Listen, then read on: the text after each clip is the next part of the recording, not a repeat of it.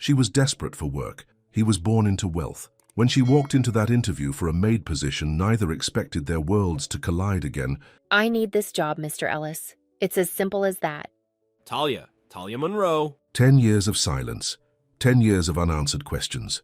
The boy who once promised her forever had become the man who could destroy her family with a single word. You left. There's a difference between losing someone and being abandoned by them. I'm not here to lose you again. Now she's cleaning his floors by day. But can she trust him with her heart by night? With her father dying, debts mounting, and his family determined to keep them apart?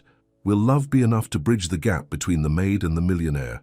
Before we get into the story, comment below where in the world you're watching from today. The morning sun beat down on Talia Monroe as she stood at the end of the long, winding driveway.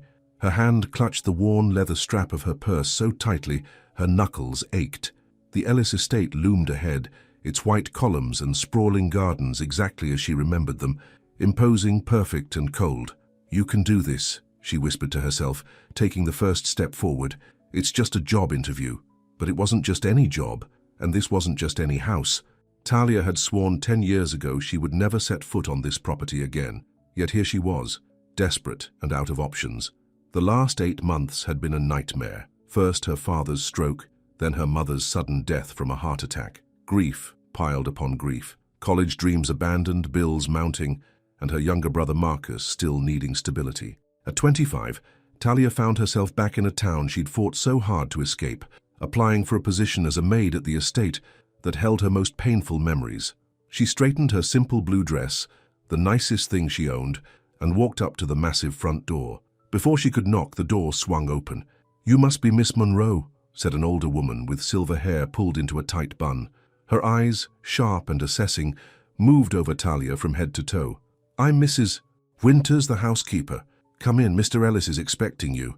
Talia followed Mrs. Winters through the marble entryway, past rooms filled with antiques worth more than her entire childhood home. The house smelled like lemon polish and old money. "Wait here," Mrs. Winters said, gesturing to a chair outside a closed door. "He'll call you in shortly." Alone in the hallway, Talia fought the urge to run. The portraits of Ellis family members stared down at her, their pale faces a reminder of just how much she didn't belong here. A familiar ache settled in her chest as she remembered summer afternoons spent sneaking through these halls with a boy whose laugh used to make her heart sore. "Miss Monroe?" Mrs. Winters reappeared. "Mr. Ellis will see you now."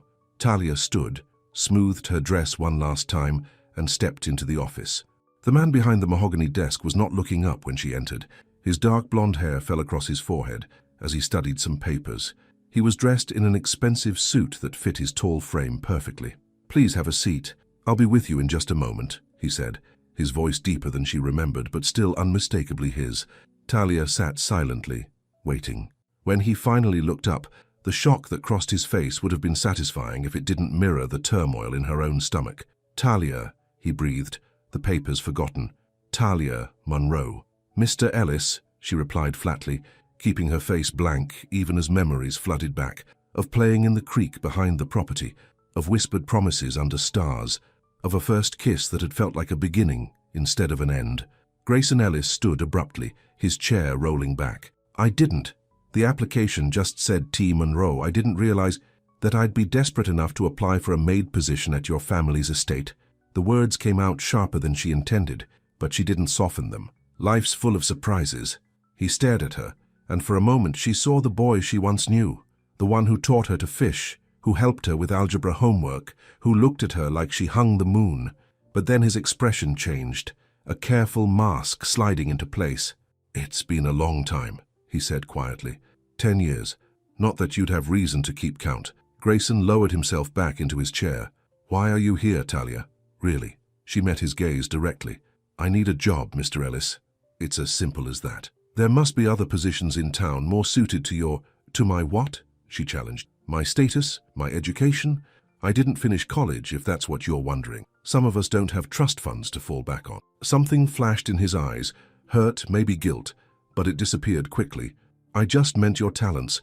You were always brilliant, top of our class before you left." Talia's voice was steady despite the storm inside her.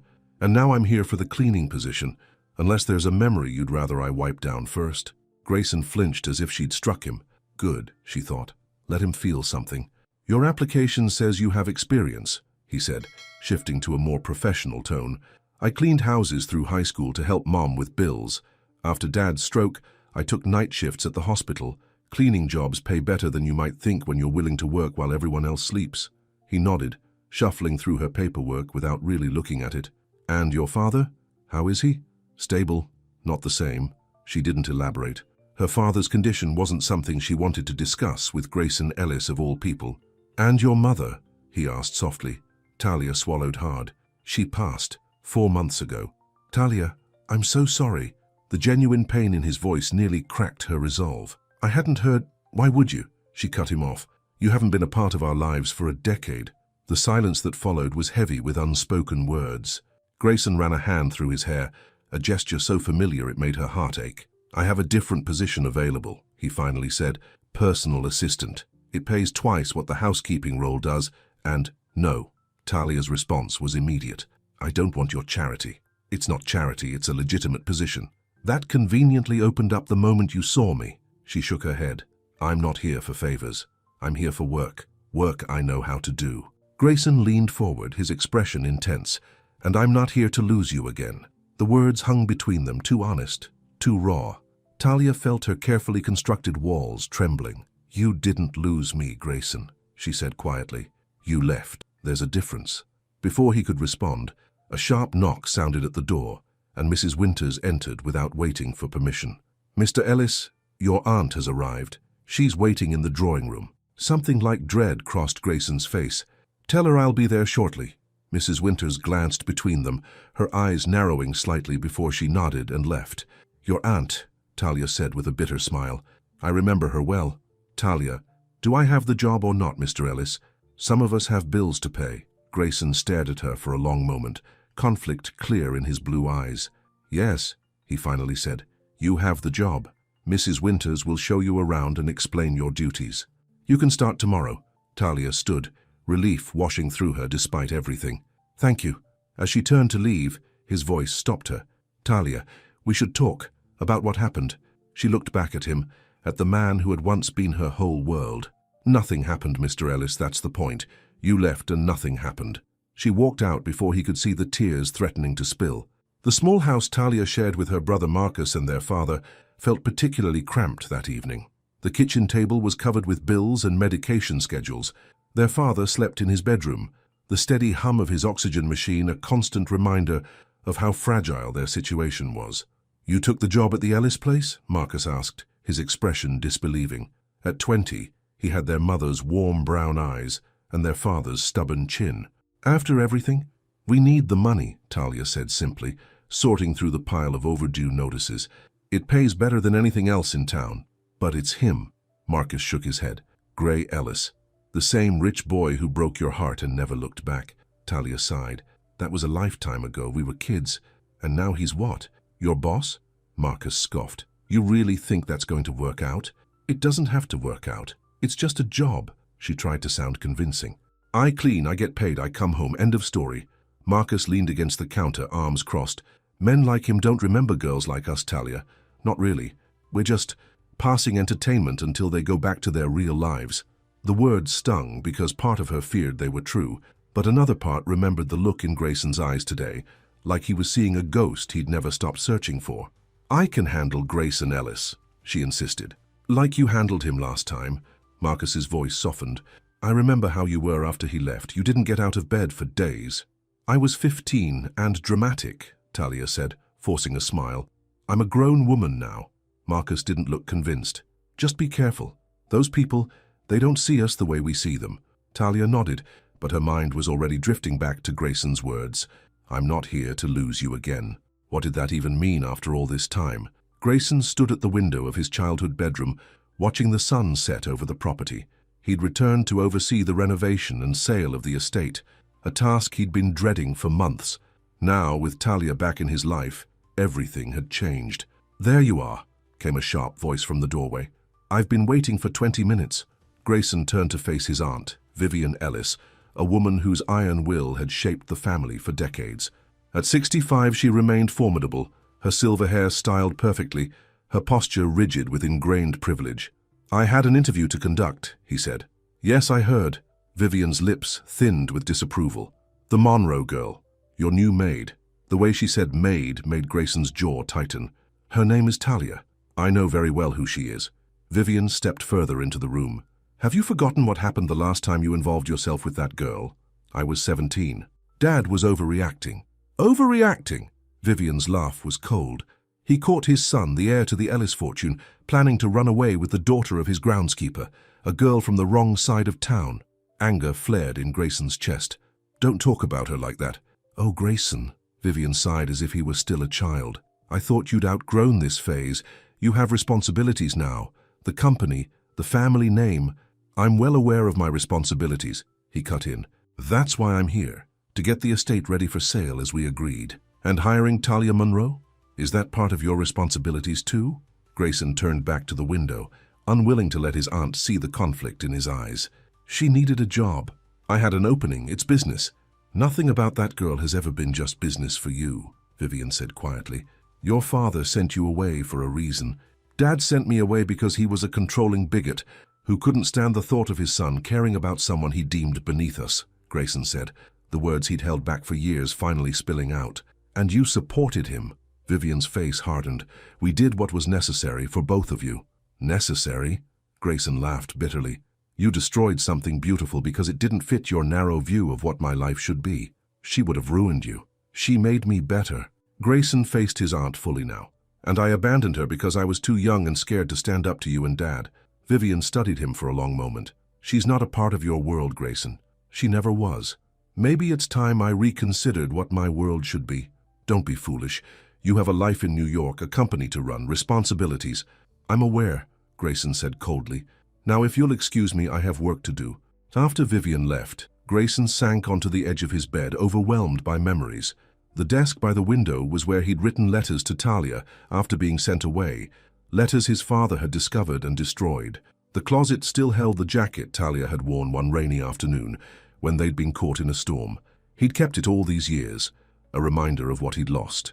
He pulled out his phone and scrolled to a number he'd found earlier after searching through county records online. His finger hovered over the call button as he debated whether Marcus Monroe would even talk to him after all this time. He needed to know what had happened to the Monroes over the years. Why Talia had never finished college. Why she was back in town when she'd had such dreams of escape. Most of all, he needed to know if there was any chance of making things right. Grayson set the phone down without calling, one step at a time. Tomorrow Talia would be back in this house, not as the girl who once ran through these halls laughing, but as an employee. The thought made him sick, but it was a start, a way to bridge the gap between them. This time he wouldn't let his family dictate his choices. This time he would fight for what mattered. He just hoped it wasn't already too late. Talia sat on her father's bedside, holding his hand as she told him about her day. I got the job at the Ellis place, she said softly. It's good money, Daddy. It'll help with the bills. John Monroe's eyes, still sharp despite his weakened body, studied his daughter's face. When he spoke, his words were slow but clear.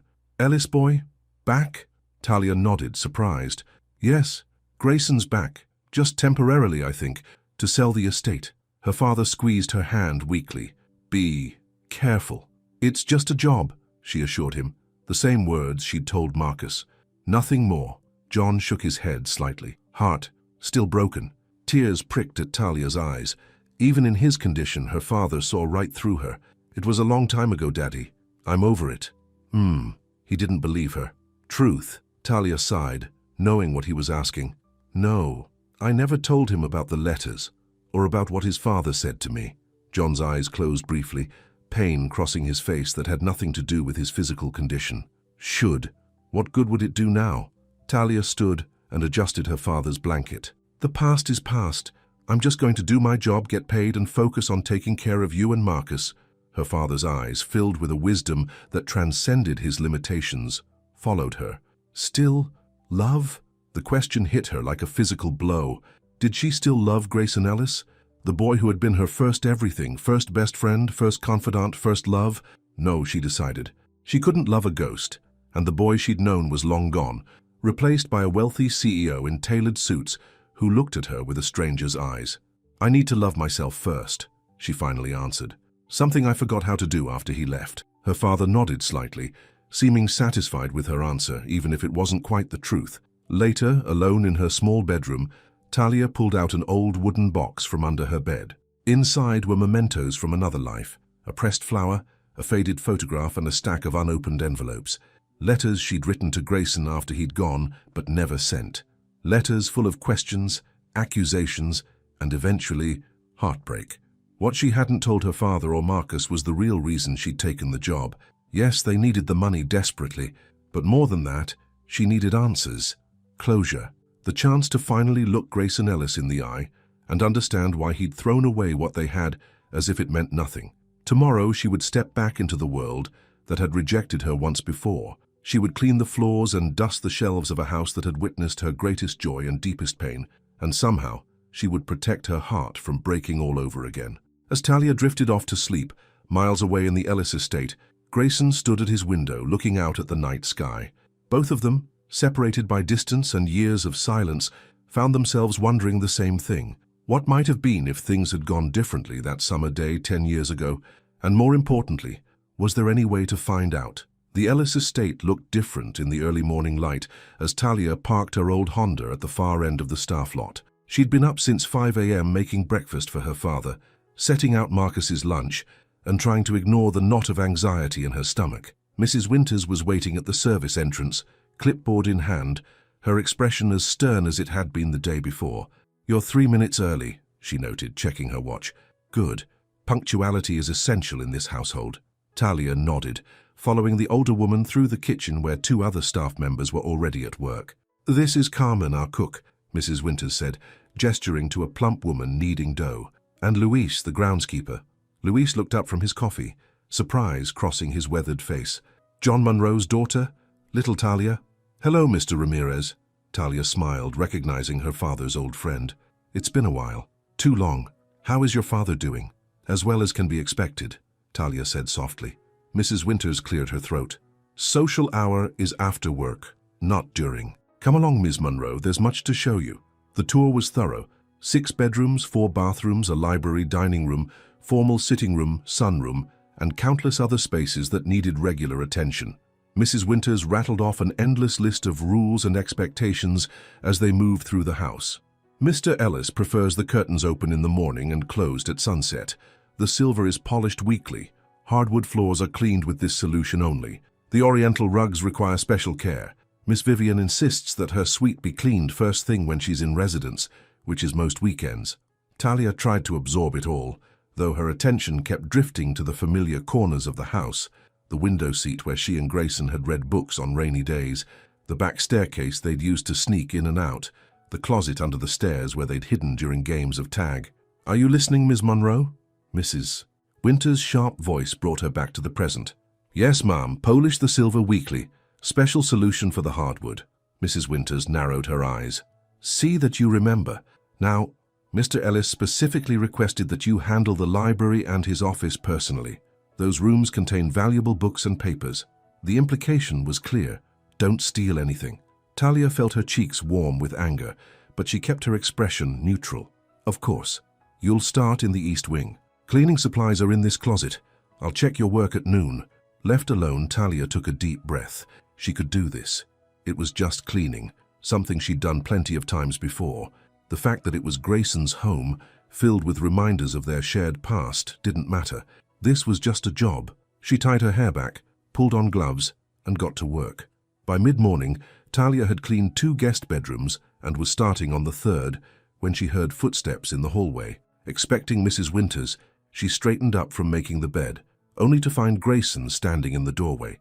He'd abandoned yesterday's formal suit for jeans and a light blue button-down shirt that made his eyes seem even bluer. He looked more like the boy she remembered, and that made her heart clench painfully. "How's it going?" he asked, his voice casual as if they were old friends catching up. Talia turned back to the bed, smoothing the duvet. "Fine, thank you." "Mrs. Winters isn't being too hard on you." "Nothing I can't handle." Grayson stepped into the room, closing the door slightly behind him. The action made Talia's pulse quicken, not with fear, but with a complicated mix of emotions she wasn't ready to examine. "We need to talk, Talia." "I'm working," she replied, fluffing the pillows with perhaps more force than necessary. "Take a break." I'm the boss, remember? There was a hint of a smile in his voice. Talia finally faced him. That's exactly why we shouldn't talk. You're my employer now. Is that all I am to you? The question hung in the air between them. What else would you be after 10 years of silence? She crossed her arms, fighting to keep her voice steady. Grayson ran a hand through his hair, that familiar gesture again. I wrote to you, every week for months. Talia's laugh was bitter. Really? That's the excuse you're going with? Because I never got a single letter, Grayson. Not one. Confusion crossed his face. But I sent them through Jeremy at the post office. Well, they never reached me. Talia turned away, unwilling to let him see how much it still hurt. It doesn't matter now anyway. It matters to me. Grayson moved closer. I need you to know I didn't just forget about you, Talia. My father sent me away, but I never wanted to leave. Your father made that very clear, she said quietly. Something in her tone made him pause. What do you mean? Before she could answer, the door swung open fully and Mrs. Winters stood there, her expression severe. Mr. Ellis, there's a call for you from New York. Your CFO says it's urgent. Grayson's jaw tightened in frustration. Tell him I'll call back. He insisted it couldn't wait. Something about the Anderson merger. With a sigh, Grayson nodded. Fine, I'll take it in my office. He turned back to Talia. We'll finish this conversation later. After he left, Mrs. Winters fixed Talia with a cold stare. Mr. Ellis may have forgotten, but I remember very well the trouble you caused in this house before. I suggest you focus on your duties and nothing more. Talia lifted her chin. I'm here to do a job, Mrs. Winters. That's all. See that it stays that way. The older woman sniffed. This isn't a fairy tale, Ms. Monroe. The help doesn't end up with the prince. The words stung, but Talia refused to show it. Good thing I stopped believing in fairy tales a long time ago. Lunch was a quiet affair in the staff kitchen. Carmen, the cook, was friendly enough, asking about Talia's father and sharing gossip about the town. Luis had already headed back out to the gardens, but not before telling Talia he'd bring some fresh vegetables for her family later in the week. So, Carmen said, refilling Talia's water glass, you knew the young Mr. Ellis before? Talia hesitated. We were friends as kids. Joe friends, eh? Carmen's eyes twinkled knowingly. Must be strange working for him now. It's just temporary, Talia assured her, until I get back on my feet. Carmen nodded sympathetically. Your mama's passing hit everyone hard. She was a good woman. The best, Talia agreed, her throat tightening. And now you're taking care of your papa and little brother all on your own. Carmen clicked her tongue. That's a heavy load for someone so young. We manage. Talia checked her watch. I should get back to work. Mrs. Winters wants the East Wing finished by 3. As she stood to leave, Carmen touched her arm. Just a friendly warning, Mija. Miss Vivian is coming tonight for dinner. When she's here, it's best to stay out of sight. I remember Vivian Ellis very well, Talia said grimly. Carmen raised an eyebrow. Then you know to watch yourself. That woman has eyes like a hawk and the heart of a snake. The afternoon passed in a blur of dusting, vacuuming, and polishing. Talia worked methodically, trying to focus on the task at hand rather than the memories that lurked in every corner of the house. By the time she reached the library, the last room on her list, her back ached, and her mind was exhausted from keeping her emotions in check. The library had always been her favorite room in the Ellis house. 2 stories tall with mahogany shelves reaching to the ceiling, it held thousands of books. As a child, she'd been awestruck by the collection. Later, as a teenager, she and Grayson had spent countless hours hidden among the stacks, reading aloud to each other, debating stories, dreaming of futures that now seemed impossibly naive. She ran her fingers along the spines of books she remembered, classics they'd read together, poetry Grayson had recited to make her laugh. When she reached the far corner of the room, she stopped short. There, on the lowest shelf, was a worn copy of To Kill a Mockingbird, her favorite. She pulled it out, opening to the first page where she'd once written her name in careful script. You left it here, came Grayson's voice from the doorway. The day before I was sent away. Talia closed the book quickly. I didn't realize. I saved it for you. He stepped into the room, closing the door behind him, along with a few other things. Mr. Ellis, please don't call me that, he said, his voice pained. Not when we're alone. Talia replaced the book on the shelf. I should finish cleaning. Mrs. Winters will be checking my work. Mrs. Winters has gone to town for supplies. Grayson moved closer. We have time to talk now. There's nothing to talk about. I think there is. His gaze was intense. You said my father made something clear to you. What did you mean? Talia looked away. It was a long time ago. Tell me. he insisted. Please, she sighed, the weight of a decade-old secret finally too heavy to carry. After you left, your father called me to his office. He told me you'd gone to boarding school and wouldn't be coming back. Grayson's expression darkened. He said that? Just like that? No, Talia said quietly. He said you had agreed to go, that you'd realized a relationship with someone like me would only hold you back from the future you deserved. That's a lie, Grayson said fiercely. I never said that. He showed me a letter. Your handwriting. The memory still had the power to hurt. It said you were sorry for any confusion, but it was time to move on with your life among your own kind. Grayson looked shocked. I never wrote that letter. Never. It seemed real enough. Talia's voice was hollow. And then he offered me money. He what? $5,000 to stay away from you, to never contact you again. She met his gaze directly now. He said it was your idea. Grayson's face paled. Talia, I swear to you, I knew nothing about this. My father told me if I didn't go to boarding school, he'd fire your dad and make sure he never worked in the county again. He threatened to have your family evicted from your home. The revelation hit Talia like a physical blow. All these years, she'd believed Grayson had abandoned her willingly. So you left to protect us? She asked, her voice barely a whisper. I thought I was doing the right thing. His eyes pleaded for understanding. I was 17 and terrified, but I wrote to you every week, letters explaining everything. Letters I never received, Talia said, the pieces finally falling into place. My father must have intercepted them. Grayson's expression hardened with anger. And then he lied to you, forged a letter in my name. Talia felt dizzy with the implications. A decade of hurt and resentment built on a foundation of lies. Why are you telling me this now? She asked. What does it change? Everything, Grayson said simply. It changes everything, Talia. He stepped closer, close enough that she could smell his cologne. The same brand he'd worn as a teenager, she realized with a pang. I never stopped thinking about you, he said softly. Even after years of no response, I kept hoping someday I'd find you again. Talia backed away, overwhelmed. I need to process this. Of course. Grayson nodded, respecting her space. Take all the time you need. But please don't shut me out again. I didn't shut you out, she reminded him. I thought you shut me out. Then we've both been living with lies, he said sadly. Don't you think it's time for the truth? Before she could answer, the library door swung open. A tall, elegant woman in her 60s stood there, her silver hair swept into a perfect chignon, her eyes cold as they took in the scene. Grayson, Vivian Ellis said, her voice sharp with disapproval. I've been looking everywhere for you. Aunt Vivian. Grayson's tone cooled noticeably. I didn't expect you until dinner. Clearly. Her gaze shifted to Talia, who had hastily picked up her cleaning supplies. Still fraternizing with the help, I see. Some habits die hard. Talia straightened her shoulders. Good afternoon, Ms. Ellis. I was just finishing up in here. See that you do, Vivian replied dismissively. And remember your place in this house. Grayson stepped forward, his expression hardening. That's enough, Aunt Vivian. Ms. Monroe is an employee who deserves respect. Is that all she is? Vivian's smile was knowing and cruel, because it looks to me like history repeating itself. Talia, would you excuse us? Grayson asked, his eyes never leaving his aunt's face. I need to speak with my aunt privately. Grateful for the escape, Talia nodded and hurried from the room. As she closed the door behind her, she heard Vivian's voice rise. Have you learned nothing from the past, Grayson? That girl brought nothing but trouble to this family before, and now you've invited her back in. Talia didn't stay to hear Grayson's response. She gathered her cleaning supplies and headed for the staff exit, desperate for fresh air and space to think.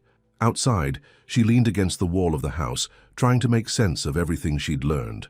If Grayson was telling the truth, and something in her heart believed he was, then the past decade of pain had been built on his father's lies. But what did that mean for now? For the future? She had responsibilities. Her father, Marcus, bills to pay. She couldn't afford to get caught up in old feelings and what-ifs. Taking a deep breath, Talia straightened up and headed back inside to finish her work. Whatever the truth of the past, the present demanded her attention. She had a job to do, and she'd do it well. The rest would have to wait. Grayson paced the length of his office, anger simmering just below the surface. The confrontation with his aunt had been brutal. That girl is poison, Vivian had insisted. She'll distract you from what matters, the company, your responsibilities to this family. You sound exactly like Dad, he'd shot back. Same prejudices, same narrow view of what matters. Your father protected you from making a terrible mistake. My father lied to me. He lied to Talia. He manipulated both of us and destroyed something important. Vivian had been unmoved. You were children playing at love. It would never have lasted. We'll never know, will we? Grayson had finally said. But I'm not a child anymore, Aunt Vivian, and I won't let you or anyone else dictate my choices. Now, alone in his office, Grayson tried to process everything he'd learned. His father, the man he'd both resented and tried to please for years, had gone to extraordinary lengths to separate him from Talia. Forged letters, bribes, threats. It was almost unbelievable, except that it fit perfectly with the ruthless businessman Howard Ellis had been. The worst part was imagining Talia all those years ago, 15, heartbroken, believing he'd cast her aside so callously. No wonder she'd looked at him with such coldness when they'd first reunited. A knock at his door interrupted his thoughts. Carmen entered with a coffee tray. "Thought you might need this, Mr. Ellis," she said, setting it down. "Family arguments are always exhausting." Grayson smiled weakly. "You heard?" The whole house heard. Carmen shrugged. "Miss Vivian has never been one to keep her opinions quiet. I'm sorry about that. No need to apologize to me." Carmen poured him a cup of coffee. "But maybe to that girl who left here looking like she'd seen a ghost." Grayson sighed. "It's complicated, Carmen. Love always is." The cook gave him a knowing look. "But some things are worth fighting for, no?"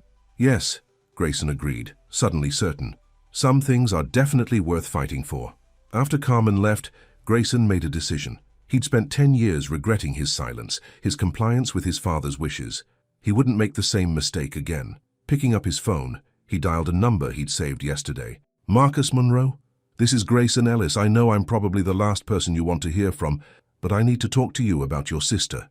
Talia arrived home exhausted, both physically and emotionally. The house was quiet, her father napping, Marcus not yet home from his shift at the garage. She kicked off her shoes and sank onto the couch, closing her eyes. Everything she'd believed for 10 years had been turned upside down. Grayson hadn't abandoned her willingly. He hadn't written that cruel letter. He hadn't offered money to stay away.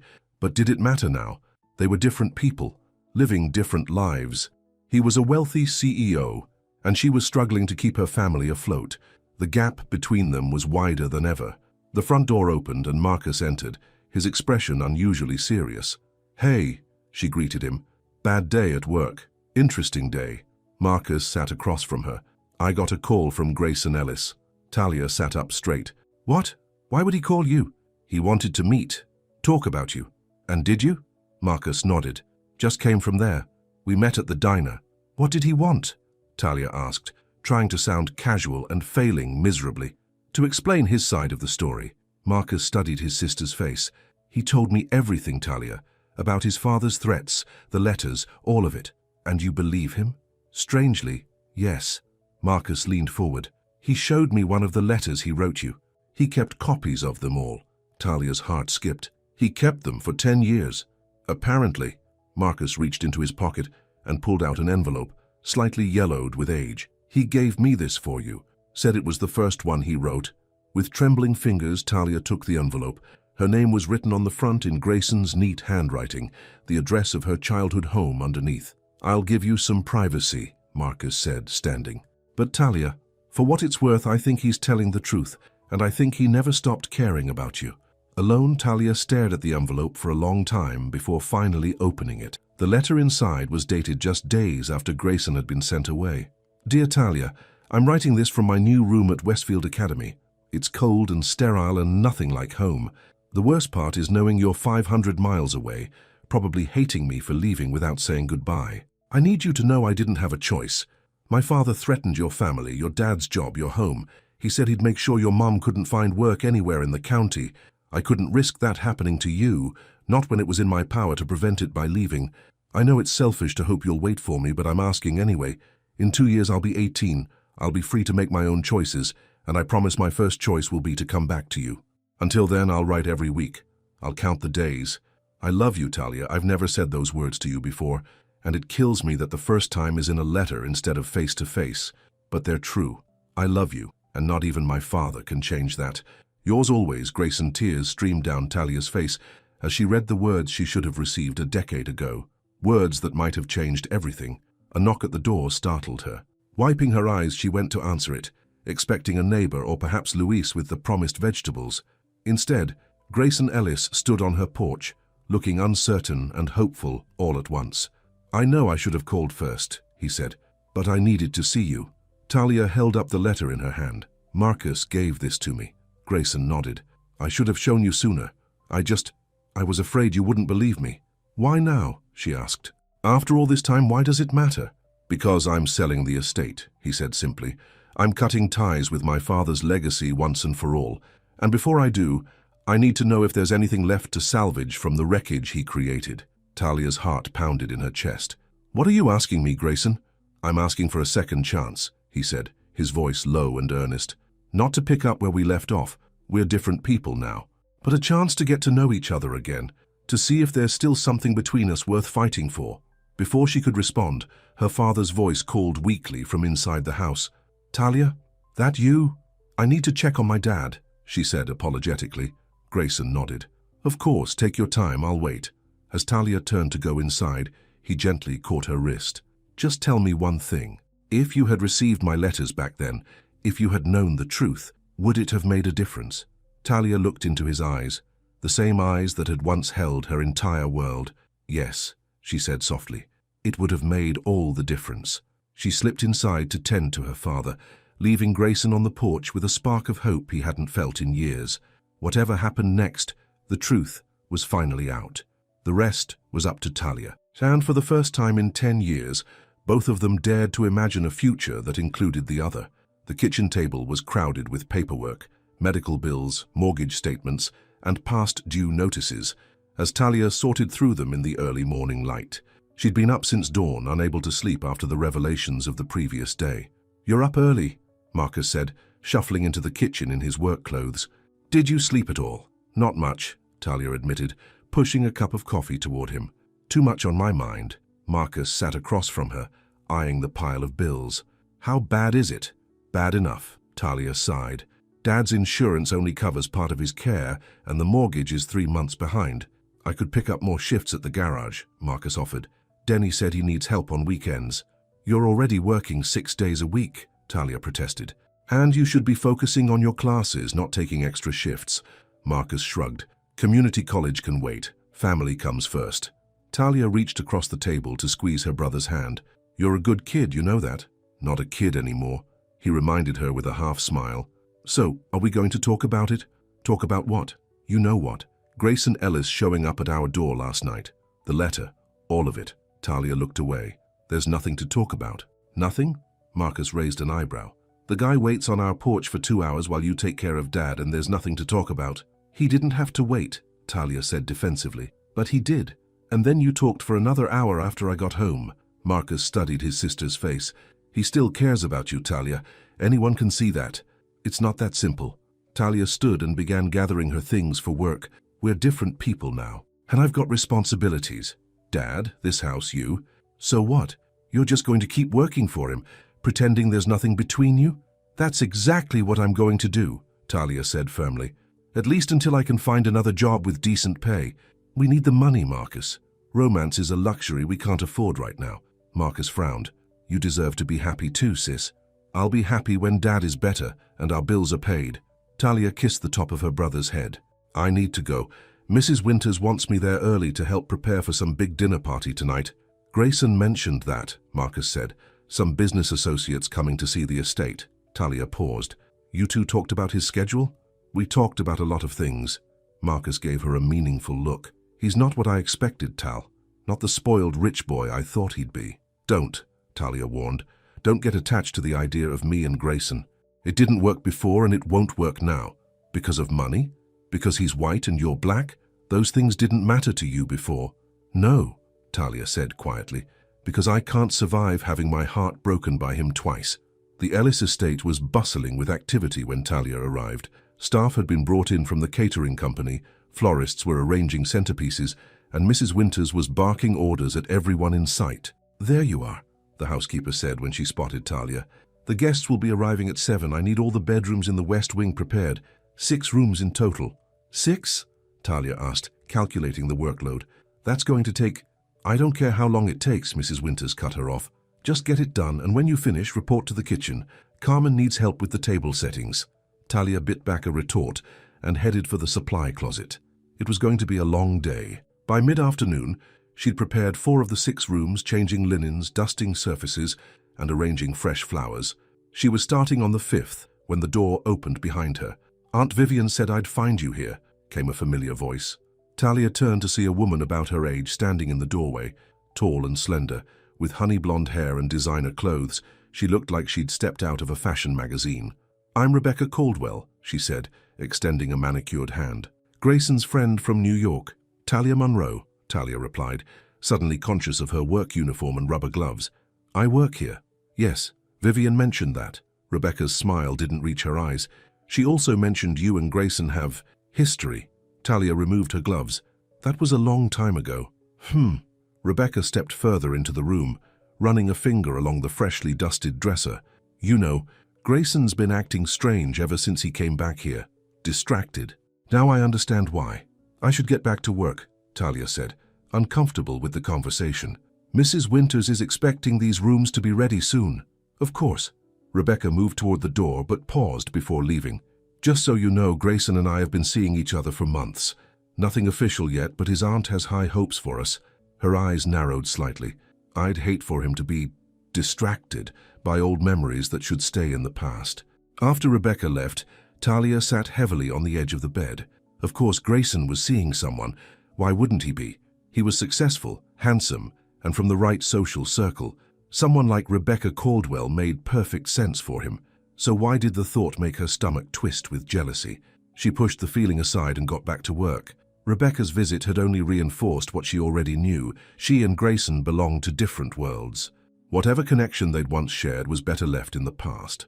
Grayson stood in his office, staring out the window at the grounds below. Workers were setting up outdoor lighting for tonight's event, an informal dinner for potential buyers of the estate.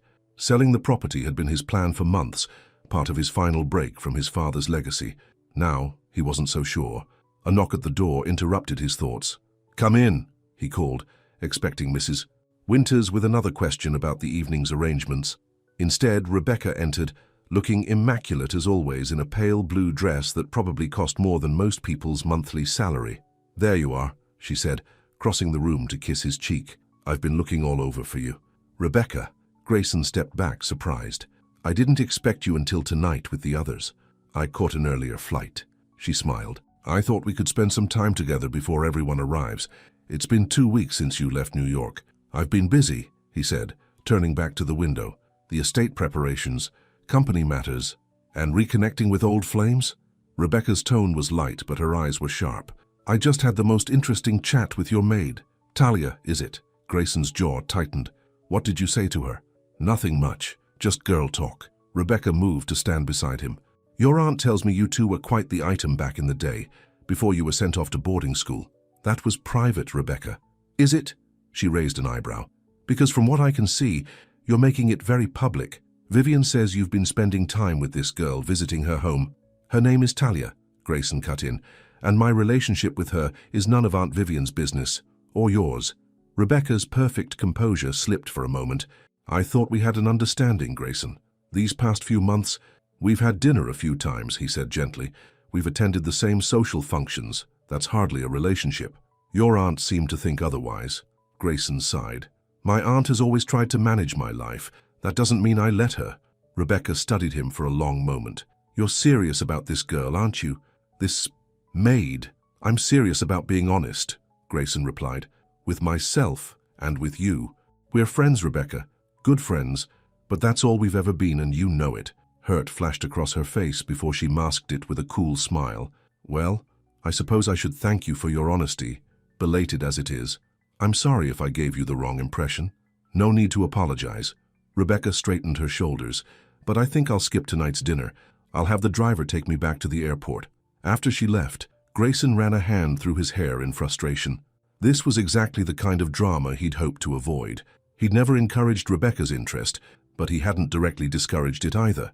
His aunt had been so pleased with their connection, and at the time, it had seemed easier to let her believe what she wanted.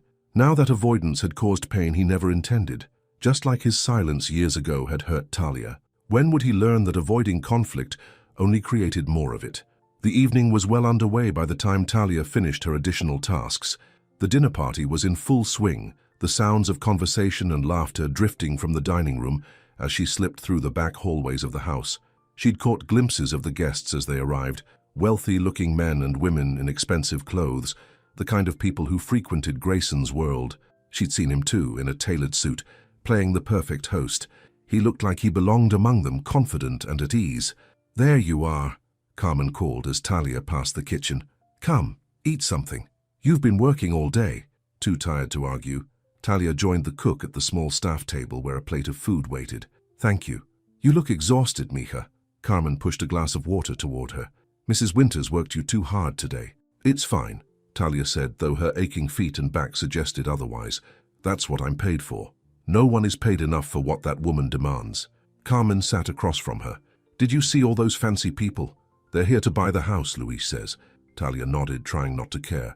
"That's what Mr. Ellis came back for, to sell the estate." Carmen looked thoughtful. "But maybe he's finding reasons to stay." Before Talia could respond, the kitchen door swung open and Grayson himself walked in. He stopped short when he saw Talia. "I was just looking for—" he began, but Carmen was already standing. "More wine for your guests, yes? I'll get it right away." The cook winked at Talia before bustling out, leaving them alone. An awkward silence fell between them. "How was your day?" Grayson finally asked. "Fine," Talia replied automatically. "Busy. I heard my aunt had you preparing all the guest rooms." His expression was apologetic. "That should have been divided among the staff." Talia shrugged. "It's done now." Another silence stretched between them, heavier this time. "I met your friend," Talia said eventually. "Rebecca." Something like annoyance crossed Grayson's face. "She's not my friend, not exactly." "Girlfriend, then?" "No." His response was immediate and firm. "Despite what she or my aunt might believe, Rebecca and I are not together." Relief washed through Talia, followed quickly by guilt. What right did she have to feel relieved? It changed nothing about their situation. "She's gone anyway," Grayson continued. "Back to New York." "I'm sorry," Talia said, though she wasn't. "Don't be." Grayson moved closer, leaning against the counter near her. "Talia, about last night." "I should get back to work," she interrupted, standing quickly. "Mrs. Winters wanted me to check the guest bathrooms before I leave." Grayson sighed. "Are you going to avoid me forever?" "I'm not avoiding you," Talia protested. "I'm doing my job, and doing an excellent job of making sure we never finish a conversation." His voice was gentle but firm. "We need to talk, Talia. Really talk." "About what? The past?" "It's done. We can't change it." "No," Grayson agreed, "but we can stop letting it dictate our future." The kitchen door swung open again, and Mrs. Winters appeared, her sharp eyes taking in the scene. "Mr. Ellis, your guests are asking for you," she said. "And Ms. Monroe, the bathrooms won't check themselves." "I was just leaving," Talia said, grateful for the interruption. Grayson looked frustrated but nodded. "We'll continue this later." As Talia hurried past Mrs. Winters, the housekeeper caught her arm. "Remember your place," she hissed, too low for Grayson to hear. "Men like him don't end up with women like you. They just use you and move on."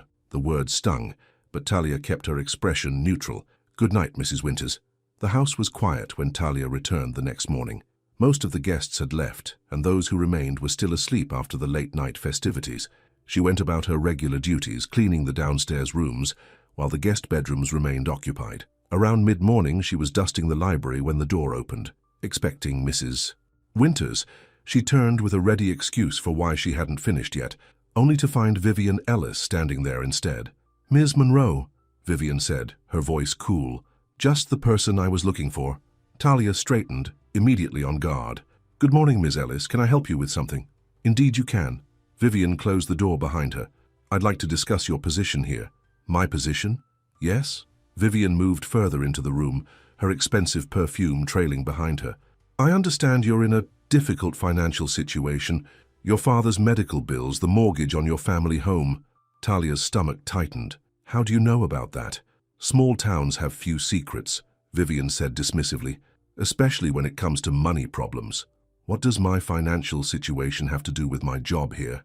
Vivian's smile was thin. "I'm prepared to offer you a generous sum, enough to pay off your family's debts and provide for your father's care. All I ask in return is that you tender your resignation and leave Grayson alone. The echo of the past was so strong that Talia nearly laughed. History repeating itself?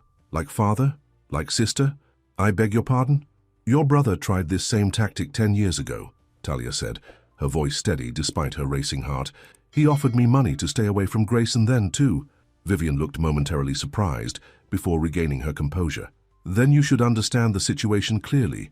My nephew has a future that doesn't include entanglements from his past.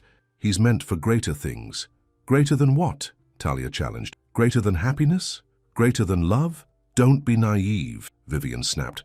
What can you offer him? A life in this backwater town? The scandal of an inappropriate relationship? His board of directors would have a field day. The words hit home, voicing Talia's own deepest fears. What could she offer someone like Grayson? If you care about him at all, Vivian continued, you'll do what's best for him. Take the money and walk away. Talia took a deep breath. I appreciate your concern for your nephew, Ms. Ellis, but I'm not for sale. Not 10 years ago and not today. Vivian's expression hardened. Everyone has a price, Ms. Monroe. I'm offering you $50,000. Think what that could do for your family. The amount was staggering, enough to pay off all their debts and provide for her father's care for years. For a moment, Talia wavered. I'll give you until tomorrow to consider, Vivian said, taking Talia's silence for deliberation. But know this. If you refuse, I'll make sure you never work in this county again, just like Howard would have done all those years ago. After Vivian left, Talia sank into one of the library chairs, her legs suddenly weak. $50,000. It would solve all their immediate problems. Marcus could go back to school full-time. Her father could have the best care available. All she had to do was walk away from Grayson. Again. The afternoon dragged on, Talia's mind spinning with Vivian's offer as she mechanically went about her duties. She was so distracted that she barely noticed when Luis approached her in the hallway. Talia, he said, touching her arm gently. You okay? You look pale. She forced a smile. I'm fine, just tired. Listen, I stopped by your place earlier with those vegetables I promised. Your brother told me to tell you that your father's not doing so well. The nurse is with him, but Marcus thought you should know. Alarm shot through her. How not well? Did he say what happened? Luis shook his head. Just that he seemed weaker today, having trouble breathing. The nurse called the doctor. I need to go. Talia immediately headed for the staff room to collect her things. Can you tell Mrs. Winters I had a family emergency? Of course. Go, go. Heart pounding, Talia rushed to her car. Her father had been stable for weeks. What could have changed? The drive home seemed endless, every stoplight an eternity. When she finally pulled into her driveway, she saw an unfamiliar car parked outside. The doctor's, she assumed. She ran inside to find Marcus in the living room, his face drawn with worry. What happened? She demanded. His oxygen levels dropped, Marcus explained. The nurse found him struggling to breathe during her regular check. The doctor's with him now. As if on cue, Dr. Patterson emerged from their father's bedroom, his expression serious. How is he? Talia asked, fear clutching at her throat. Stable for now, the doctor said. But I'm concerned about the progression of his condition. The stroke damaged his lungs more than we initially thought. He needs more specialized care than he's getting at home. What kind of care? Marcus asked. Ideally, a skilled nursing facility, at least temporarily, until we can get him stronger. Doctor. Patterson looked between the siblings sympathetically. I know that's not what you want to hear, but it's what I recommend at this point. After the doctor left, Talia and Marcus sat in stunned silence. A nursing home, Marcus finally said. How are we supposed to afford that? Talia thought of Vivian's offer. $50,000, enough to give their father the care he needed, all for the simple price of her heart. Let me worry about that, she said quietly. I'll figure something out. How? We're already drowning in bills.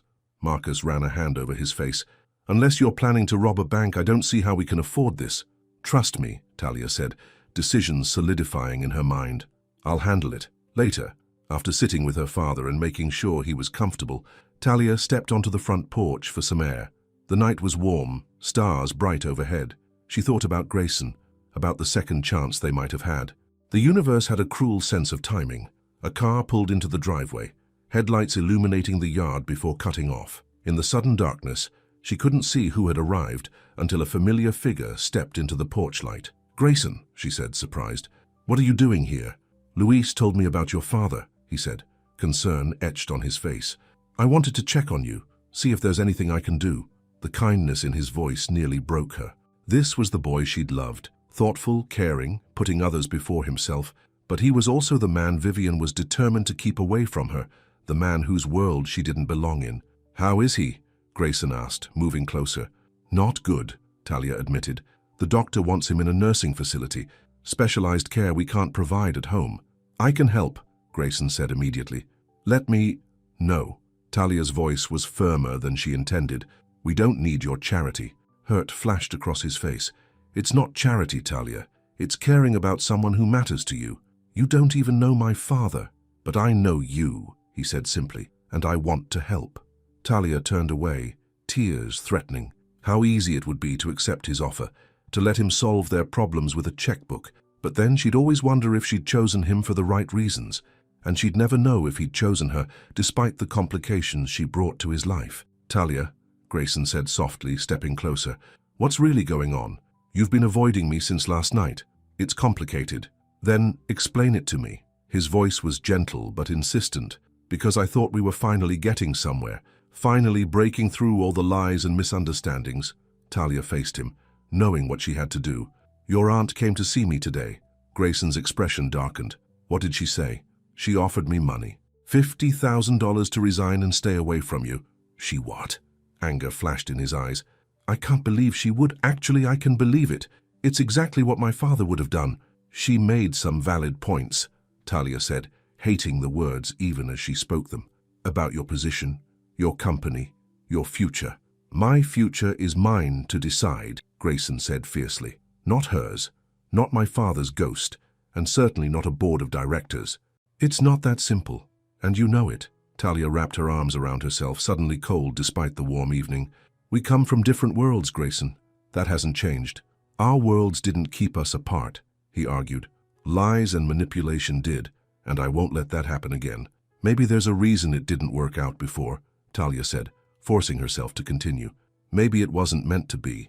Grayson stepped closer, close enough that she could see the pain in his eyes. "Do you really believe that, after everything we've learned about what really happened?" "I don't know what to believe anymore," she whispered honestly. "Believe in us," he said, reaching for her hand. "The way we used to. Remember that summer night on your porch? When we talked about our future?" She remembered. They'd been so young, so full of dreams and plans. A lifetime ago. "That was before," she said. "Before your father, before my father's stroke, before everything." "Before doesn't matter," Grayson insisted. "It's now that counts, and right now I'm standing here asking you to give us a chance." Before she could respond, Marcus called from inside the house. "Talia, Dad's asking for you." "I have to go," she said, pulling her hand away. "My father needs me." "Think about what I said," Grayson pleaded. "Think about what you want, not what my aunt says you should want." Talia nodded, not trusting herself to speak. As she turned to go inside, Grayson called after her. "I'll be at the estate tomorrow all day. If you decide we're worth fighting for, come find me." She didn't look back as she entered the house, afraid that if she did, her resolve would crumble entirely. Morning came too quickly after a night of little sleep. Talia had spent hours by her father's bedside, watching him breathe, thinking about the impossible choice before her. Take Vivian's money and secure her father's care, or follow her heart and risk everything. Marcus found her in the kitchen, staring into a cup of cold coffee. "You look terrible," he said, sitting across from her. "Did you sleep at all?" "Not really." She pushed the coffee away. "How's Dad?" "Sleeping. The nurse is with him." Marcus studied his sister's face. "What's going on with you? And don't say nothing, because I know that's not true." Talia sighed. There was no point hiding it from him.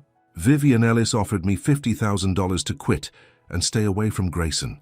Marcus's eyes widened. $50,000? Are you serious?" "Completely. That would cover Dad's care. All our debts." He whistled low. "What did you tell her?" "Nothing yet. She gave me until today to decide." Marcus leaned back in his chair. "And what are you going to do?" "I don't know." Talia's voice broke slightly. "What would you do?" "Me?" Marcus shook his head. "I'd tell her to take her money and shove it, but I'm not the one with feelings for Grayson Ellis." "It's not just about my feelings," Talia insisted. "It's about Dad, about his care, about our home." "Dad wouldn't want you to sacrifice your happiness for him," Marcus said gently. "You know that. But what if Vivian's right? What if Grayson and I are just holding on to a past that can't exist anymore?" Talia sighed heavily. "What if I turn down the money and things don't work out between us anyway? Then I've lost everything." Or what if you take the money and spend the rest of your life wondering what might have been? Marcus countered. Is $50,000 worth that? Before she could answer, there was a knock at the door. Marcus went to answer it, returning a moment later with Mrs. Walker, their elderly neighbor. Talia, dear, Mrs. Walker said, stepping into the kitchen. I just heard about your father. I'm so sorry. Thank you, Mrs. Walker. Talia managed a small smile for the woman who'd been like a grandmother to them since their mother died. It's been a difficult time. I can imagine. Mrs. Walker set a covered dish on the table. I brought some chicken soup for strength. That's very kind of you. Mrs. Walker didn't leave, though. Instead, she sat at the table, looking thoughtful. I've been meaning to talk to you about something. You know, I've been thinking of moving to Florida to be near my daughter. Talia nodded. It had been Mrs. Walker's plan for years, though something always seemed to delay it. Well, I've finally decided to do it, the older woman continued. The house is just too much for me to manage alone, too many memories of Herbert. We'll miss you, Talia said sincerely. The neighborhood wouldn't be the same without Mrs. Walker's kindness. That's sweet of you, dear. But I'm not here to talk about me. Mrs. Walker reached for Talia's hand. I'm here about my house. I want to sell it to you. Talia blinked in surprise. To us? But we can't afford... I know your situation, Mrs. Walker interrupted, and I'm not looking for market value. Herbert and I bought that house for $20,000 in 1972. I'd be happy to sell it to you for $50,000. $50,000, Talia repeated, the amount striking her as significant. Is that too much? Mrs. Walker looked concerned. I thought with your father's condition, you might want to move him somewhere without stairs. My house is all on one level, plenty of room for the three of you. Marcus spoke up. Mrs. Walker, our house isn't worth nearly that much. Not in this market. Oh, I don't want your house, dear. Mrs. Walker waved a dismissive hand. Sell it if you can, or rent it out. I just want to know my home will be cared for by people I trust. Talia's mind was racing. Mrs. Walker's house was twice the size of theirs, with wide doorways that could accommodate a wheelchair, a bedroom and bathroom on the main floor, and a covered ramp already installed when Herbert had been ill. We couldn't possibly, Talia began, but Mrs. Walker cut her off. It would mean the world to me knowing Herbert's garden is being tended by your father when he's well enough. John Monroe always did have the greenest thumb in the county. After Mrs. Walker left, Talia and Marcus sat in stunned silence. Did that just happen? Marcus finally asked. Did Mrs. Walker just offer us exactly what we need? It seems like it, Talia said, her mind still processing the offer. But $50,000 is still $50,000. We don't have that kind of money. No, Marcus agreed. But Vivian Ellis does. Talia looked at her brother sharply. I'm not taking her money. Why not? She wants to pay you to stay away from Grayson. So take her money. Buy Mrs. Walker's house and then don't stay away from him. Marcus grinned. What's she going to do, ask for a refund? That would be dishonest, Talia protested, though the idea was tempting. More dishonest than trying to bribe you in the first place? Marcus shook his head. Come on, Talia, it's a win-win. We get a house that works for Dad and you get to follow your heart. Talia considered it, torn between practicality and principle. I don't know, Marcus. Well, you better decide soon, he said, nodding toward the window where a sleek black car was pulling up. Looks like the Wicked Witch has arrived. Sure enough, Vivian Ellis emerged from the car, looking as polished and intimidating as ever in a designer suit. Talia took a deep breath and went to answer the door before Vivian could knock. Miss Ellis, she said coolly, this is a surprise. Is it? Vivian raised an eyebrow. I believe we had an arrangement to discuss. Come in. Talia stepped aside, leading Vivian to the small living room. Marcus had wisely made himself scarce, though Talia had no doubt he was listening from somewhere nearby. I trust you've had time to consider my offer, Vivian said, remaining standing rather than sitting on the offered couch. I have. Talia straightened her shoulders. And I'm declining. Vivian's expression hardened. Perhaps I wasn't clear yesterday. $50,000 is a significant sum. Enough to solve your family's financial problems. I'm aware of what it would solve, Talia said evenly, and what it would cost. Don't be foolish, girl. You can't possibly believe a relationship with my nephew would work. The differences between you are too great. The only difference that matters is that I love him for who he is, Talia said, the words coming easily now that she'd made her decision. Not for his money or his status. Vivian's laugh was cold. Love? What do you know about love? You're just a girl with stars in her eyes, seeing a chance to climb out of this. She gestured dismissively at the modest living room. This life. You don't know anything about me or my life, Talia said, anger rising. And you don't know your nephew either if you think he cares about the things you value. He's an Ellis, Vivian said firmly. Whether he acknowledges it or not, he was raised to certain standards, certain expectations. Standards like lying, manipulation, bribing people to get what you want. Talia shook her head. Those might be Ellis values, Miss Vivian, but they're not Grayson's. The older woman's face flushed with anger. How dare you speak to me this way? Do you have any idea who I am? I know exactly who you are, Talia replied calmly. You're a woman so afraid of change, so invested in appearances, that you'd sacrifice your nephew's happiness to maintain some outdated idea of what's proper. This isn't about propriety, Vivian snapped. It's about what's best for Grayson, his future, his company. No, Talia cut her off. It's about what you think is best. But Grayson is a grown man who can make his own choices, and if he chooses me, that's between him and me, not you. Vivian stared at her for a long moment, anger giving way to calculation. You're making a mistake, one you'll regret when the excitement wears off and reality sets in. Maybe, Talia conceded, but it will be my mistake to make. Then we have nothing more to discuss. Vivian moved toward the door. But remember this, Ms. Monroe, the Ellis family has long memories and far-reaching influence. Cross us, and you'll find doors closing all around you. After Vivian left, Marcus emerged from the hallway, slow applause accompanying his wide grin. That, he said, was incredible. You shut her down completely. I just told the truth, Talia said, though she felt a weight lift from her shoulders. And it felt good. So what now? Marcus asked. Are you going to find Grayson? Talia nodded. Decision made. Yes, but first I'm going to call Mrs. Walker about that house. The Ellis estate looked different to Talia as she drove up the long driveway that afternoon. Not as imposing, not as cold, just a house. A beautiful one, certainly, but just a structure of wood and stone. She parked at the main entrance rather than the service area, a small act of defiance that felt significant. As she approached the front door, it swung open before she could knock. Mrs. Winters stood there, her expression souring when she saw Talia. Ms. Monroe, I wasn't aware you were scheduled to work today. I'm not here to work, Talia replied. I'm here to see Grayson. Mr. Ellis, the housekeeper corrected stiffly, and he's occupied with important business matters. I'll wait. Talia moved to step inside, but Mrs. Winters blocked her path. This is highly inappropriate. If you're not here to work, you should use the proper channels to request a meeting with Mr. Ellis. Let her in, Mrs. Winters, came Grayson's voice from behind the housekeeper.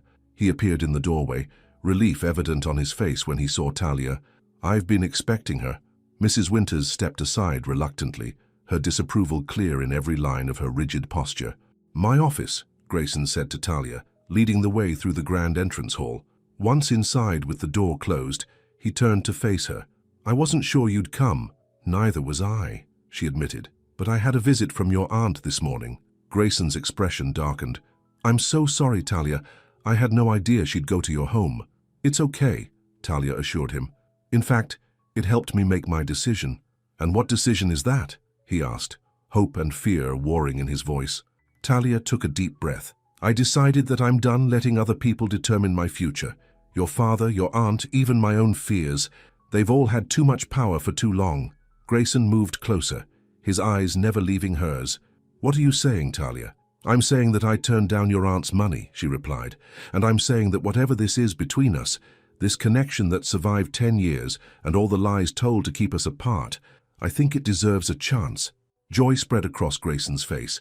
I've waited so long to hear you say that. But, Talia held up a hand, we need to be realistic. Our lives are very different now. You run a company in New York. I have responsibilities here. My father, Marcus. We'll figure it out, Grayson promised. Together, one step at a time. And your aunt? We'll have to accept my choices or not. That's her decision. He reached for her hands, holding them gently. All that matters to me is that you're willing to try. I am, Talia said softly. But I need you to understand something. I can't be someone I'm not. I won't fit into your world easily. Then we'll create our own world, Grayson said simply. One where we both belong. He leaned down, his intention clear, and Talia rose to meet him.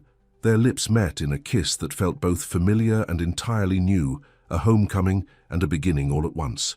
When they finally parted, Grayson rested his forehead against hers. So what happens now? Now, Talia said with a smile, We stop letting the past define us. We write our own story. Outside the office door, unbeknownst to them, Vivian Ellis stood listening, her face set in grim determination. This wasn't over. Not by a long shot. She had one more card to play, one that would test this newfound relationship to its breaking point. As she walked away, a cold smile curved her lips. By this time tomorrow everything would change. She'd make sure of it. Morning sunlight streamed through the curtains as Talia helped her father with breakfast. His hands trembled less today, and some color had returned to his cheeks. "You seem happy," John Monroe observed, his speech clearer than it had been in weeks. "Something change?" Talia smiled, unable to hide the lightness in her heart, despite the challenges they still faced. "Maybe. Mrs. Walker offered to sell us her house. It would be perfect for you, no stairs, wide doorways." "And Grayson?" her father asked, his eyes knowing. A warm flush crept up her neck. "We're figuring things out." John nodded slowly. "Good. Boy always loved you." Could see it in his eyes. "Even back then?" Talia asked, surprised by her father's perception. "Especially then." John reached for her hand, his grip weak but determined. "Don't let fear stop you. Life's too short." The wisdom in his words struck her deeply. Her father had lost his wife, his health, and his independence, yet still believed in taking chances on love. "I called Mrs. Walker this morning," Talia said, changing the subject slightly. "She's giving us time to figure out the financing, and the doctor says you're stable enough to stay home a while longer with the visiting nurse." "See?"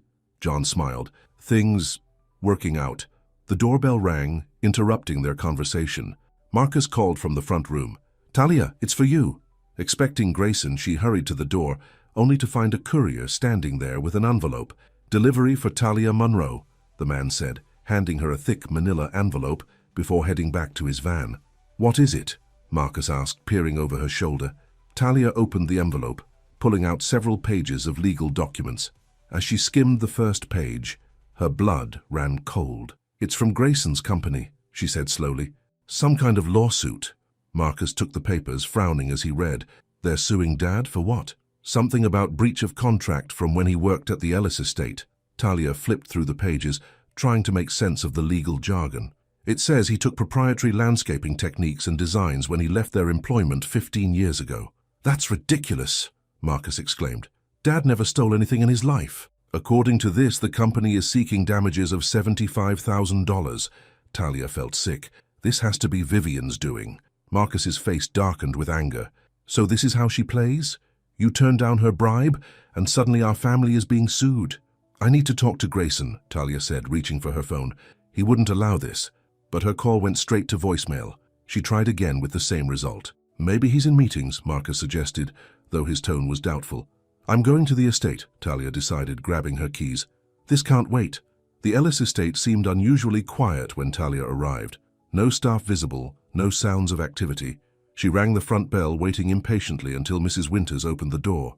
"Ms. Monroe," the housekeeper said, not bothering to hide her disapproval. "Mr. Ellis isn't available." "I need to see him," Talia insisted. "It's important." "I'm afraid that's impossible. He left for New York early this morning." The news hit Talia like a physical blow. "New York, but we just spoke yesterday. He didn't mention any trip." "It was rather sudden," Mrs. Winters admitted, a hint of satisfaction in her tone. "Miss Vivian accompanied him. Something about an urgent business matter." "When will he be back?" "I couldn't say." The housekeeper started to close the door. "Now, if you'll excuse me." "Wait," Talia said, putting her hand against the door. "Do you know anything about a lawsuit against my father? From the Ellis Company?" Something flashed in Mrs. Winters' eyes. Surprise, perhaps even concern. "I don't involve myself in the family's legal affairs."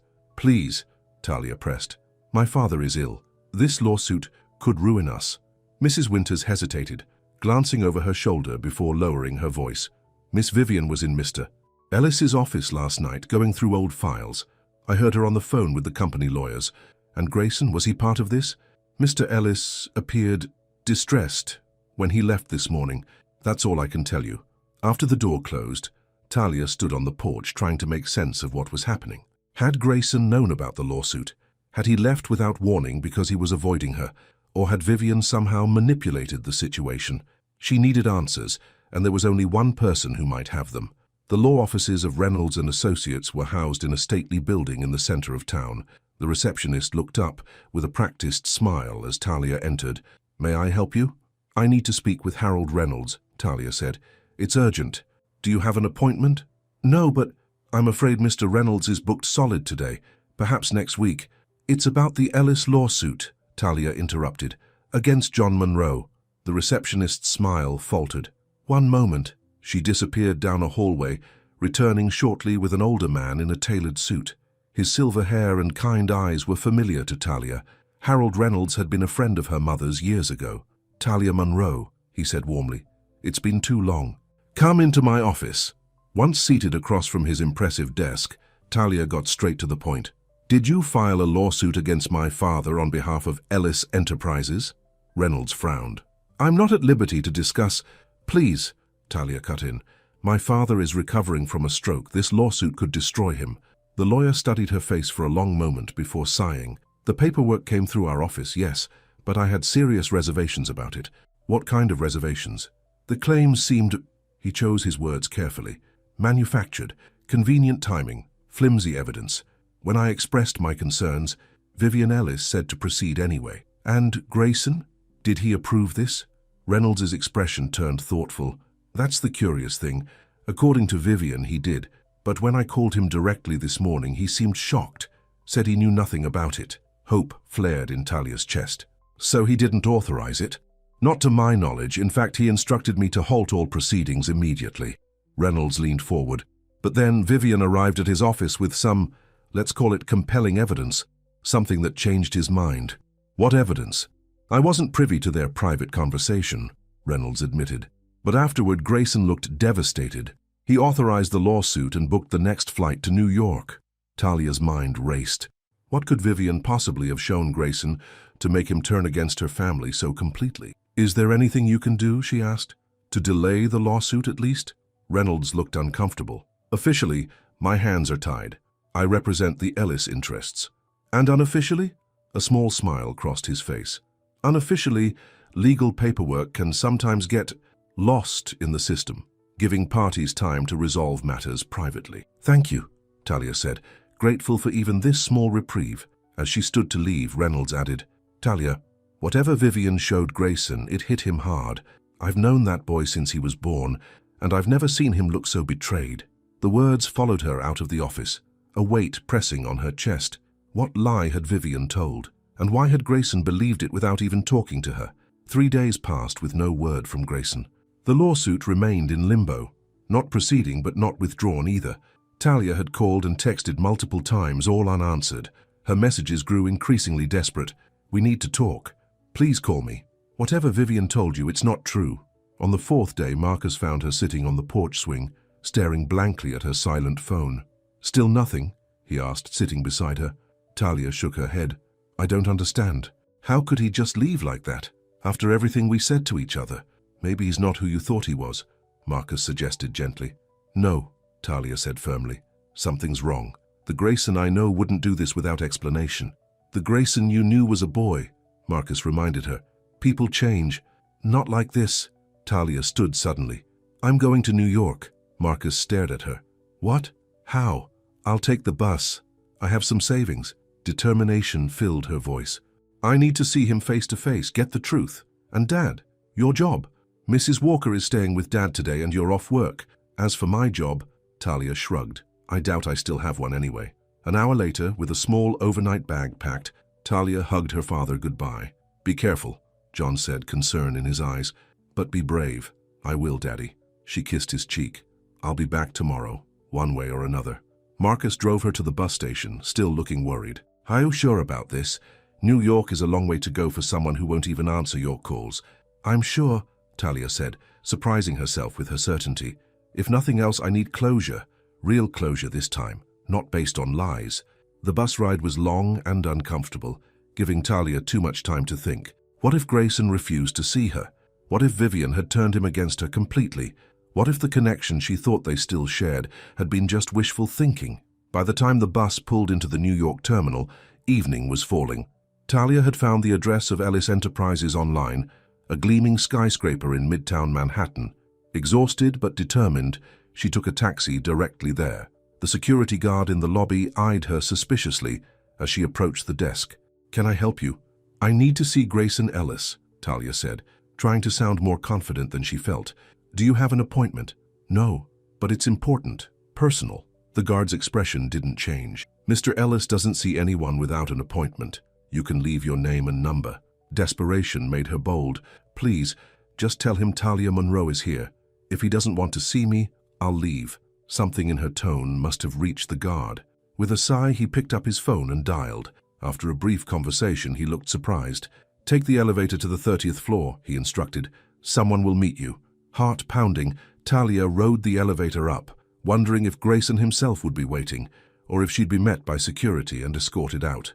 When the doors opened, a sleek office reception area greeted her, and a woman in a sharp suit stood waiting. "Ms. Monroe?" the woman asked. "I'm Janet, Mr. Ellis's assistant. Please follow me." She led Talia down a hallway to a corner office with glass walls. Through them, Talia could see Grayson standing by the window, his back to the door. He was speaking with someone. Vivian, Talia realized with a sinking heart. Janet knocked lightly before opening the door. "Ms. Monroe is here, Mr. Ellis." Grayson turned, and the expression on his face made Talia's breath catch. Not anger or coldness, but profound relief. "Talia," he said, moving toward her. "Thank God." Before she could respond, Vivian stepped between them. "What is she doing here? I told you she wasn't to be admitted to this building." "And I countermanded that order," Grayson said, his voice hard. "This is my company, Aunt Vivian, not yours. After what she did, the lies she told." Vivian's face was flushed with anger. "The only lies here are yours," Grayson replied. "Janet, please show my aunt out. Our business is concluded." "Grayson," Vivian protested. "How you can't seriously believe—" "Now, Janet," Grayson said firmly. After a tense moment, Vivian gathered her purse and moved toward the door. As she passed Talia, she hissed, "This isn't over." When they were alone, Grayson crossed the room in 3 quick strides and pulled Talia into his arms. The embrace was so unexpected, so different from what she'd imagined, that for a moment she couldn't respond. "I thought you'd never want to see me again," he murmured against her hair. Talia pulled back, confusion clear on her face. "Me? You're the one who left without a word, who wouldn't answer my calls." "I thought you hated me," Grayson said, looking equally confused. "After what Vivian showed me." "What did she show you?" Talia demanded. Grayson moved to his desk, retrieving a folder. "This. Letters, supposedly from you to my father years ago, agreeing to stay away from me in exchange for money to pay for your college education." Talia took the folder, opening it to find letters on paper that matched the stationery she'd used as a teenager. The handwriting was similar to hers, though slightly off. A good forgery, but a forgery nonetheless. "I never wrote these," she said, anger rising. "Your father did offer me money, but I refused it, just like I refused Vivian's offer." "I know that now," Grayson said. "But when Vivian first showed me these, I was devastated. It seemed to confirm everything she'd been saying, that you were using me, that you'd always been after my family's money." "And you believed her? Without even talking to me?" Grayson looked ashamed. "For about 6 hours, yes. Then I started thinking clearly. The timing was too convenient, the letters too perfect. I had an expert examine them yesterday. They're forgeries, good ones, but definitely fake." "So the lawsuit against my father?" "Halted completely. I've fired the lawyers who filed it and issued a formal apology to your father." Grayson took her hands in his. "I'm so sorry, Talia. I should have trusted you from the beginning." "Then why didn't you call me back?" she asked, still hurt despite his explanation. "I tried." Grayson reached for his phone, showing her a screen full of outgoing calls to her number. "They all went straight to voicemail. I even sent emails." Talia frowned, pulling out her own phone. When she checked her call log and email, there was nothing from Grayson. "I never received anything." "Vivian," they said simultaneously. "She must have done something to block my calls from reaching you," Grayson said. "Probably had someone hack your accounts?" "She went to all that trouble?" Talia was stunned by the lengths Vivian had gone to separate them. "She was desperate," Grayson explained. "The estate sale was almost finalized, but I pulled out at the last minute. Told the buyers I'd changed my mind." "Because of me?" He nodded. "Because of us? I realized I couldn't sell the place where we found each other again, at least not yet." The weight that had pressed on Talia's chest for days finally lifted. Grayson hadn't abandoned her. He hadn't believed Vivian's lies, at least not for long. "I was so afraid," she admitted, "that you'd decided I wasn't worth the complications after all." "Never," Grayson said firmly. You're worth everything, Talia. I just hope you can forgive me for doubting you, even briefly. I forgive you, she said softly, but we can't keep doing this, letting other people come between us. We have to trust each other completely if this is going to work. I promise. From now on, we face everything together. Grayson touched her cheek gently. No more secrets, no more doubts. What about your aunt? Talia asked. She's not going to give up easily. Vivian's power over me ended today, Grayson said decisively. I've removed her from the board of directors and revoked her authority in all my companies. She can either accept our relationship or stay out of my life entirely. Her choice. The certainty in his voice was everything Talia had needed to hear. This wasn't the 17-year-old boy who'd been forced to leave her. This was a man who knew his own mind and heart. So what happens now? She asked. Now, Grayson smiled. Now we start building our life together. 1 week later, the Ellis estate glowed with evening light as Talia pulled up to the main entrance. The past 7 days had been a whirlwind. Grayson finalizing the purchase of Mrs. Walker's house for her family, arranging for John Monroe's medical care, and setting up a trust to ensure Marcus could complete his education. When Talia had protested that it was too much, Grayson had simply said, "Let me do this, not because you need it, but because I need to do it. 10 years ago I wasn't strong enough to stand up for us. Let me make up for that now." Tonight was their last night at the estate before Grayson returned to New York. They'd agreed to take things slowly, a long-distance relationship while they figured out next steps. Talia would visit on weekends when her father's health allowed. Grayson would return to Georgia whenever his business permitted. Not perfect, but a beginning. As she entered the house, Talia was surprised to find the main hall empty. "Grayson," she called. No answer. Following instinct, she made her way to the library, their special place. The door was ajar, warm light spilling out. Inside, Grayson stood waiting. The room transformed around him. Dozens of candles created a golden glow, and on every surface were photographs. Old ones of them as teenagers, new ones taken over the past week. "What is all this?" she asked, moving into the room. "Our story," Grayson said simply. "Past and present, and hopefully future." He took her hand, leading her to the center of the room where a small table held 2 items, a worn book, To Kill a Mockingbird, her copy from all those years ago, and a small velvet box. "Grayson," she breathed, eyes wide. "What are you doing?" "Not what you think," he assured her with a smile. "Not yet, anyway. We agreed to take things slowly, and I respect that." He picked up the book, opening it to reveal a hollow carved into the pages. Inside lay a key. "This is a key to this house," he explained. "I'm not selling the estate after all. I'm keeping it as our place, somewhere we can build new memories to replace the painful ones." Tears filled Talia's eyes. "But your life is in New York." "For now," he agreed. "But not forever. I've already started looking into opening a branch office here. It will take time, but eventually I want to come home. To you." "And the box?" she asked, gesturing to the velvet container. Grayson picked it up. "This is a promise. Not an engagement, not yet, but a symbol that I'm committed to making this work, no matter what." He opened the box to reveal a delicate silver bracelet. The charm hanging from it was a small house key matching the real one in the book. "Will you accept it?" he asked. "My promise to fight for us every single day." Talia nodded, unable to speak through her tears as he fastened the bracelet around her wrist. When she finally found her voice, she asked, "What if it gets hard again? What if the distance is too much?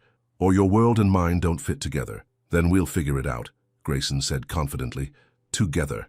He kissed her then, a kiss full of promise and hope, and years of longing finally fulfilled. Later, as they walked along the edge of the property under a blanket of stars, Talia's practical side resurfaced. "I still need to find a job. I can't let you support my family forever." "Actually," Grayson said, "I might have a solution for that too.